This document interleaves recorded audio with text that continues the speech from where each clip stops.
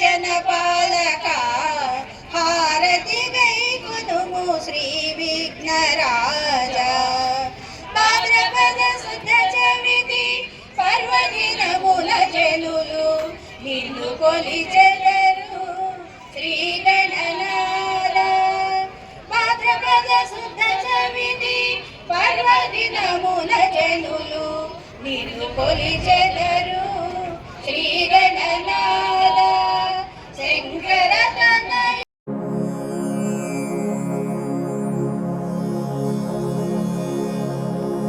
ఓం శ్రీ परमात्मने नमः।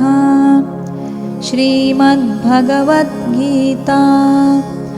अथ तृतीयोऽध्यायः।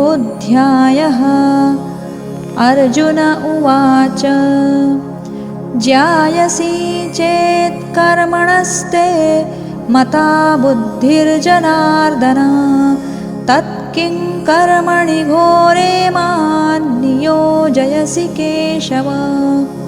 व्यामिश्रेणेव वाक्येन बुद्धिं मोहयसीव मे तदेकं वद निश्चित्य येन श्रेयोऽहमाप्नुयाम्।